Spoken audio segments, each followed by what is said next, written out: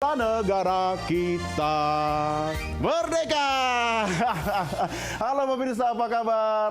Nuansa kemerdekaan masih kita rasakan karena kita tengah merayakan peringatan Hari Kemerdekaan Bangsa Indonesia tercinta. Ya pemirsa, senang sekali saya rasanya bisa berjumpa kembali dengan Anda. Dan kali ini edisi kita spesial. Spesial karena kita sedang merayakan 71 tahun kemerdekaan bangsa Indonesia. Dan lebih spesial lagi karena hari ini saya harus memenuhi tuntutan produser saya untuk bernyanyi untuk Anda Hari Kemerdekaan. Dan inilah DK Show. Nah pemirsa, ternyata di sekitar kita banyak pahlawan-pahlawan bangsa yang kalau kita bicara soal pahlawan bukan saja mereka-mereka yang berjuang membela bangsa kita dalam rangka meraih kemerdekaan bangsa Indonesia 71 tahun yang lalu. Tapi hari ini bangsa Indonesia tetap memiliki pahlawan-pahlawan yang berjuang di bidangnya masing-masing. Dan inilah tamu istimewa saya kali ini. Langsung saja saya akan ajak Anda ngobrol bareng dengan dua tamu spesial. Yang pertama Anis Hidayah dan Andri Rizky Putra. Kita sambut Mbak Anis. Halo Mbak Anis, apa kabar? Dike, sehat ya?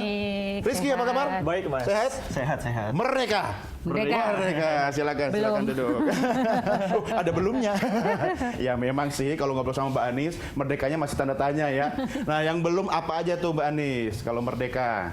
Iya, karena saya bekerja untuk buruh migran, saya kira 71 tahun Indonesia merdeka, bangsa ini belum berhasil memerdekakan buruh migran yang juga disebut pahlawan Ya, devisa. betul.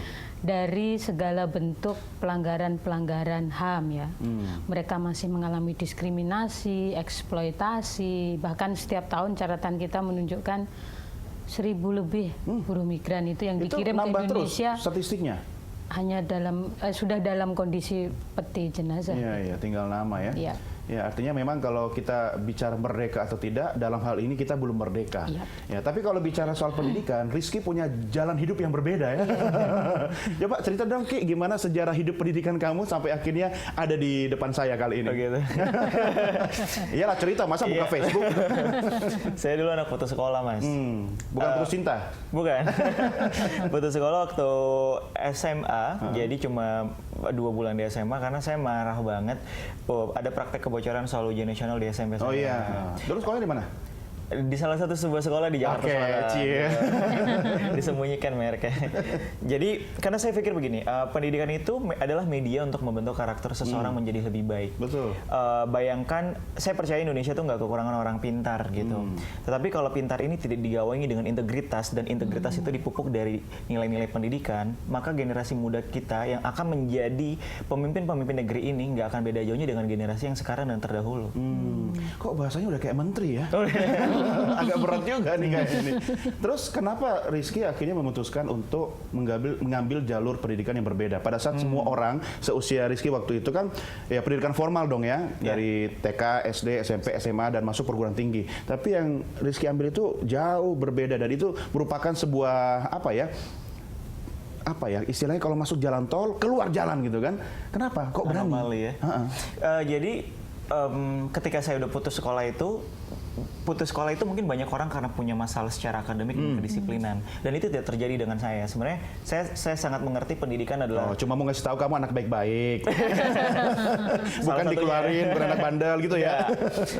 Jadi waktu kebocoran soal itu terjadi dan saya berada di sebuah sekolah unggulan dan saya melihat bagaimana sistem tersebut sangat rapi dirancang demi mempertahankan sebuah reputasi. Saya sampai telepon ICW, KPK dan sebagainya. Oh ya? Iya. 10 tahun yang lalu ya, nggak ada respons.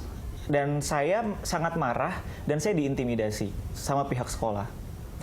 Di situ saya merasa kecewa luar biasa sampai saya depresi di bangku SMA. Saya pikir, saya yakin nih 3 tahun kemudian buat apa saya 3 tahun belajar dengan sistem formal yang ada kalau di tahun ketiga dalam waktu 3 hari saya akan menemukan hal yang sama. Nah mungkin karena saya waktu itu masih remaja dan cara berpikir saya juga straight line ya, jadi cuma satu arah. Sehingga saya bilang ke orang tua saya, gini aja deh, saya pingin nggak ngomong gini aja sih. Saya ngomong itu mengancam tau. Saya ngomongnya beri saya kesempatan untuk melakukan riset. Adakah alternatif jalur pendidikan di luar sekolah di mana saya merasa nyaman dan saya merasa itu sesuai dengan value saya. Dan saya menemukan pendidikan kesetaraan paket. Paket C ya? C kan setara SMA, B Betul. SMP, A setara SD. Jadi kamu ambil paket C. Ambil paket Tapi C. setelah masuk SMA kan, jadi Iya, cuma setengah 2 bulan. jalan, 2 bulan ya? Iya, dan menariknya ketika di SMA semua berjalan dengan baik sebenarnya. Saya malah waktu itu ikut saya kerap pembolos karena waktu itu udah krisis kepercayaan. Iya sih, kalau dari wajahnya memang kelihatan sih bolos.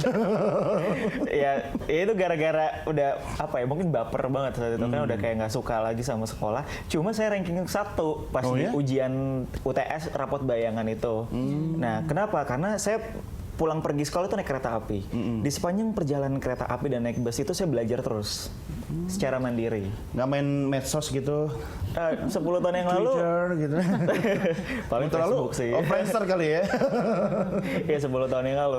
Jadi saya bilang dan orang tua saya juga memahami bahwa saya punya track record akademik yang saya bertanggung jawab secara akademik gitu. Cuma saya memang tidak setuju dengan sistem yang terjadi. Oke, ya ini bicara sistem dan setiap orang harusnya merdeka dengan pilihannya kan.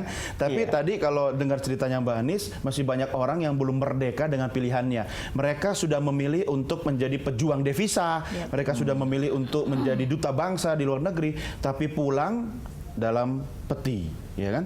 Yang salah apa Mbak Anis? Ini regulasi sudah ada, ya. Aparatur negara kita sebenarnya, ya saya nggak menyebutkan oknum yang nakal gitu kan, sudah lengkap.